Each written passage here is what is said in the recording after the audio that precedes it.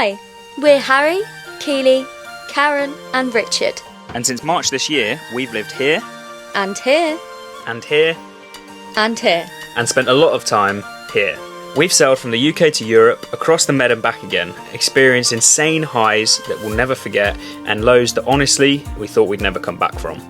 We've been documenting and sharing our adventures with friends, family and our amazing subscribers and Patreons through thick and thin, and trust us, this first season is just the beginning. This is Alessio's. This is where we spent a lot of our time since we've been in Gran Canaria. For this area, they're the main sail loft and rigging company. They're really, really good guys. We've been dealing with them to get our mast taken off, as you might have seen in the last video, and they fixed a load of problems that we unearthed when we did that, including what they're currently doing, which is replacing quite a badly fractured sail baton. So they've got our mainsail in their loft now, sorting that out. Hopefully going to have that back today. So hopefully more on that in a bit. Where we're going now, see behind me, is the main Varadero or shipyard, which is Roll Nautique. So this is where our boat's going next week. It's going up on the Hard to have a load of treatment. All of the anti-fouls being redone, anodes being replaced. It's routine service that we need to do before we cross the Atlantic over to the Caribbean. They've also got the biggest Chandlery boat shop I've ever seen. Let's go in.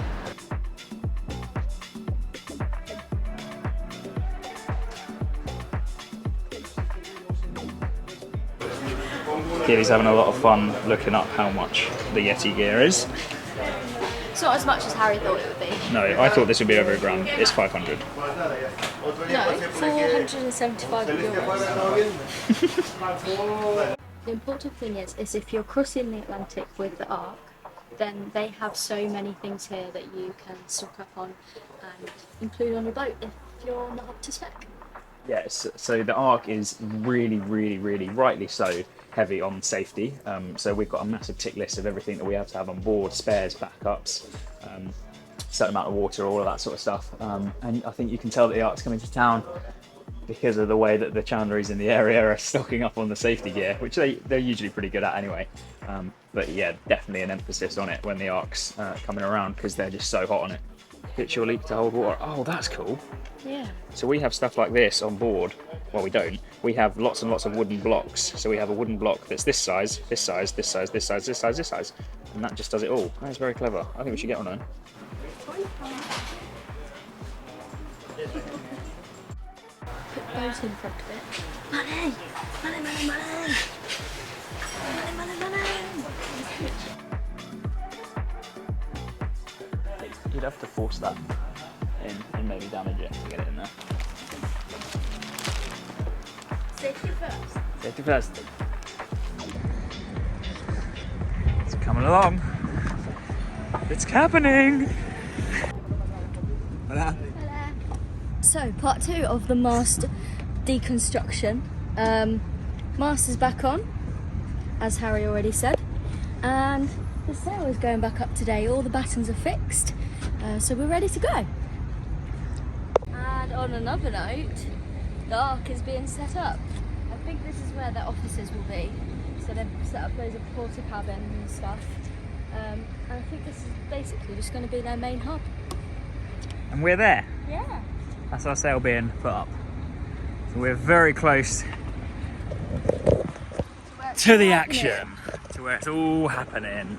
I think a lot of the parties and sundowners, and obviously all the seminars and lessons and all that good stuff that you get when you join the Ark, is going to be happening right here. Yeah. Right in our back garden. Yeah. 80s party. Yeah, the big opening party is 80s themed. I think we need to go shopping.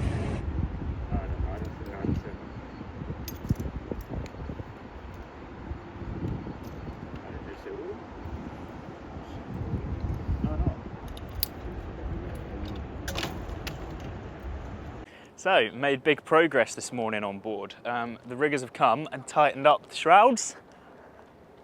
Very tight, obviously to spec and everything. They had a really cool machine that did all that. So that means that we can get the sails up to have a test. It's always advisable, obviously, to test out your sails once they've been messed with to the extent ours have been. So the jib is just going away now. That's all good, furling away nicely, and we're about to get the main up. So I'll take you along onto the roof to make sure that everything's all right. Welcome to the sail bag. It's an exclusive club. Over here, first tick is to make sure that the halyard is on and it's nice and tight, because, oh, it's not actually that tight, I'll tighten that up, because we are not going anywhere without that. That's the line that pulls this sail all the way to the top of the mast. So I believe Mum is on that downstairs. Yeah, all good. Next job, and this will be as the sail's going up, is all these reefing lines are usually sort of threaded nicely because they come down incrementally when the sail comes down. These have just been dumped in there because the sail's just been put in like this. So I'm going to need to make sure that these ones, especially these ones at the end because they don't look great, don't all knot up and tie each other in knots as the sail goes up, and then don't do their jobs and don't go far enough so they stop the sail from going up the mast. Let's do it. Yeah, go. Carts 1 and 2 are out. The downhaul looks a bit tight. Oh yes. No, that's tied on. Drop it a little bit. No, it's not. Oh yeah. Okay, yeah, got you. Cool. Yeah, it was just caught. Oh, good.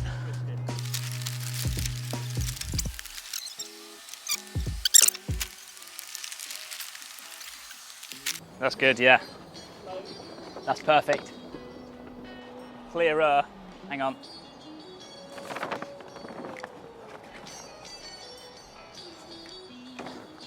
Okay, go.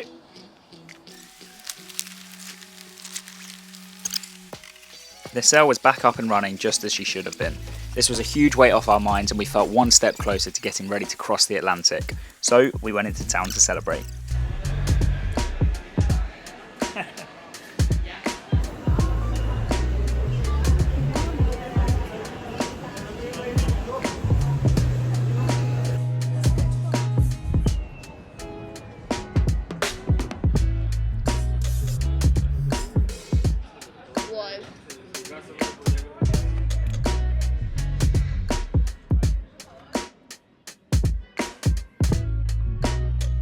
Just popping on to say a huge thank you to all of our Patreons for supporting us on our journey, and a huge shout out to our newest patrons this week.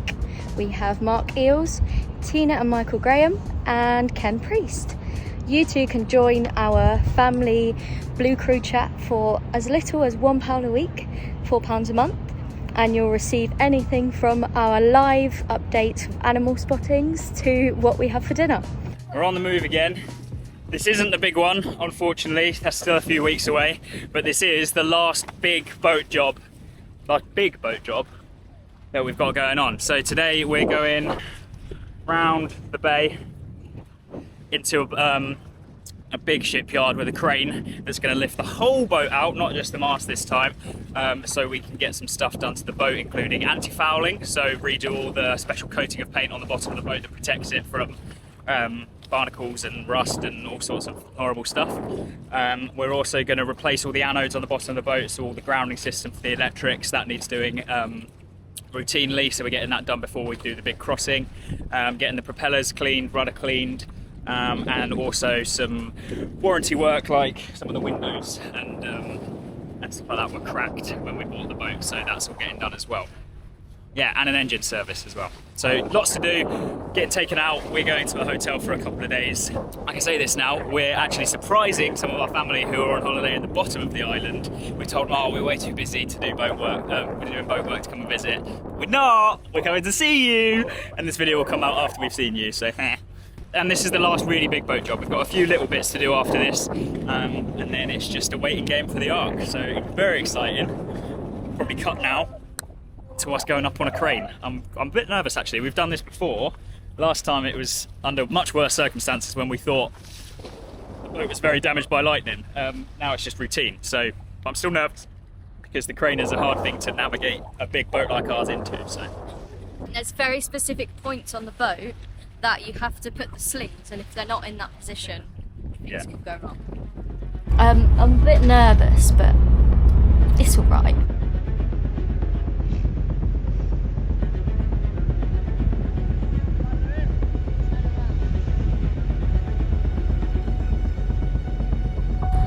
okay, just been told that we've got to turn around. Really clear instructions, Kevin. Yeah. Everybody on the road defender now. Okay.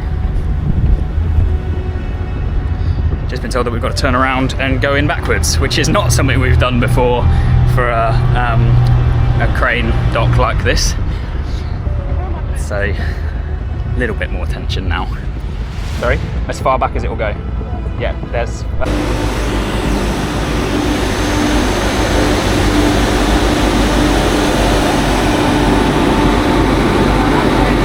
Here we go. She's a-going.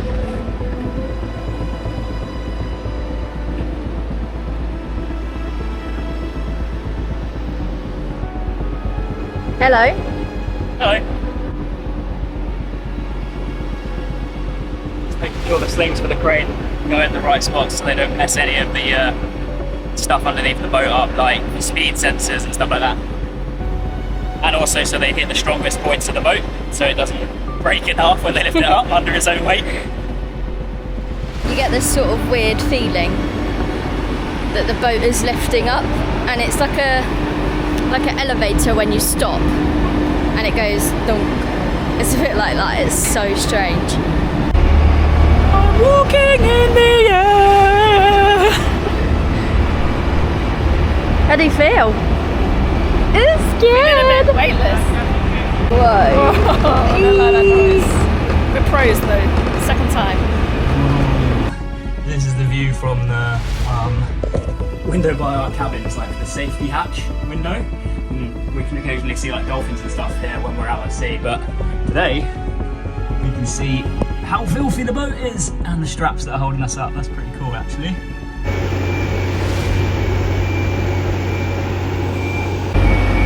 Yeah, you're good there, mate. Perfect.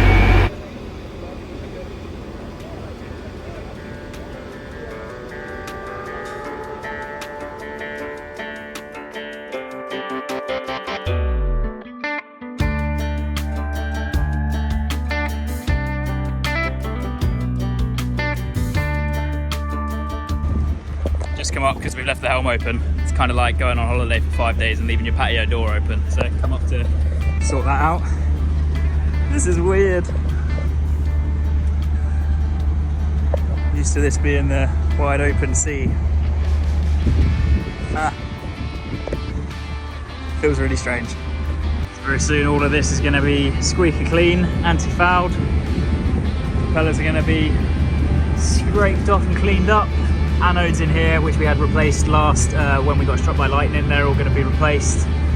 And a few other bits. It's going to be shiny new. Next time on Sailing Wanderer Blue, we're land-based. We meet some fishy friends. Gatecrash a family holiday. Take my cousin Reggie on his first ever fishing trip. Return to the boat for a full run-through of the work she's had done. And finally, meet up with the Ark and get into the Caribbean spirit. See you next time.